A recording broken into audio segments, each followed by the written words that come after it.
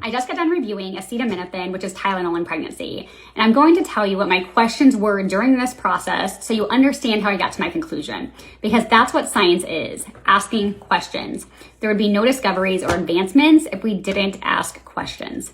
So here was some of my thought process. Can acetaminophen cross the placenta? Can it cross the blood-brain barrier? How is it metabolized and excreted? Is glucuronidation, sulfation, and CYP enzymes mature in the fetus, or do we have that information? Do we know how these enzymes change during fetal development and how they compare to infant versus child versus adult? If one of these pathways is affected, how does that alter the effects of the drug? Does acetaminophen have toxic metabolites? If so, how is that metabolite eliminated and what pathway eliminates it? What if that pathway isn't developed in the fetus? How does that change the drug's elimination? Could there be toxic effects from the drug and what pathways? Does this affect elimination of other agents? What is the recommended dose in pregnancy? Is it given in every trimester? What is the recommended infant dose? What is the pregnancy risk category? Do we have studies demonstrating risk to the fetus? And do the risk of the fetus outweigh benefits of treating mom's pain and fever? So I'll report back to what answers I found and what conclusions the literature and evidence brought me to. Here is my review on acetaminophen, which is Tylenol. I wanted to look at taking acetaminophen during pregnancy and then giving it to infants.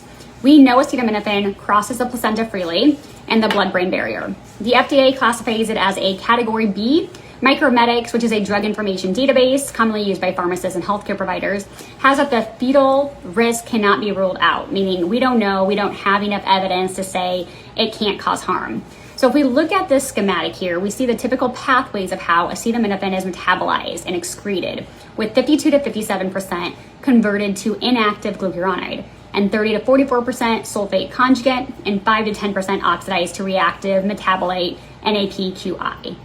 So when we look at fetal development and the enzymes, we have evidence that there is no UGT1A9 and UGT2B gene expression in fetal liver at 20 weeks gestation, and that human glucuronidation develops up to 20 weeks postpartum, and that hepatic glucuronidation in children up to 2 years has not matured to levels found in adults.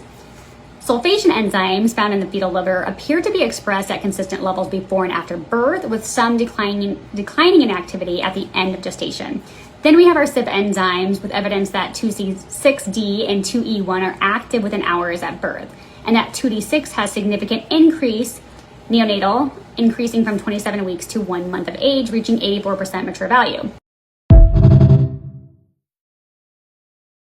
And we know from this recent systematic review that enzymes are developmentally immature in infants and that there is genetic polymorphisms that need to be considered in how substances are metabolized. Okay, so if we think of taking acetaminophen during the first or second trimester, we know glucuronidation isn't developed in the fetus.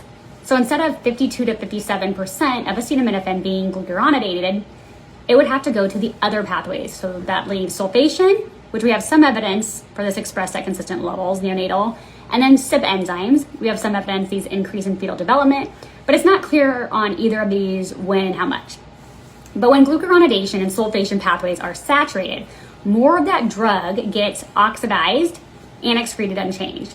When acetaminophen gets oxidized, it forms a reactive metabolite, NAPQI, that is toxic.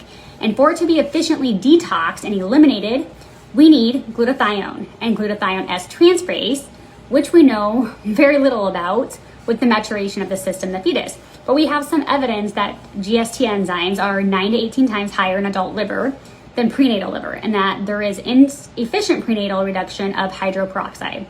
So with some CYP enzymes present, we get formation of the toxic metabolite that not only may saturate the glutathione available, but there may not be sufficient GST enzymes to catalyze that reaction for removal. So that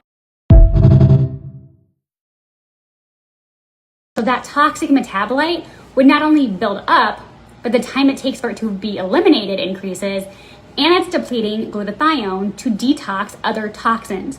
So now other toxins can accumulate and get to the brain. From this, acetaminophen potentially removes a very critical defense pathway for the fetus, newborn, and infants, increasing the risk of overall toxic accumulation and insult. But this isn't what moms get told. When we think of what is being used for, typically fever and pain, this is a situation, in my opinion, with the risk to the fetus clearly outweighing the benefits to mom. At least I would have wanted to know this, but before diving into this, I would have said it's minimal risk and that OBs say it's generally safe in normal doses in pregnancy. But we shouldn't be saying this when, for one, we don't know that it is safe. Two, we don't fully know the fetal development of these enzymes to understand how drugs are metabolized and excreted in the developing fetus. Let's talk acetaminophen, which is Tylenol dosing. An infant dose is 10 to 15 milligrams per kilogram per dose, with a max of 75 milligrams per kilogram per day for a typical 2-month infant that weighs around 7 pounds or 3.5 kilograms. That's 35 to 52.5 milligrams per dose and a max of 262.5 milligrams per day. Now let's look at a dose a mom can take when growing a fetus. So this is on an OBGYN website. It has that Tylenol is the safest pain reliever you can take during pregnancy, up to 4 grams per day. How much acetaminophen crosses the placenta was looked at and published in the American Journal of Obstetrics and Gynecology. Acetaminophen appears in maternal and fetal blood at similar levels as soon as 30 minutes after administration, and levels remain fairly constant in both until 3 hours after administration, which then you can take another dose at 4 hours.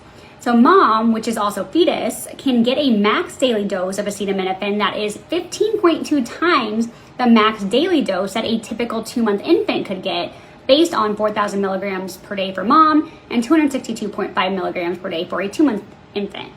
Yet it's known that the same level of acetaminophen is in the fetus blood as mom's.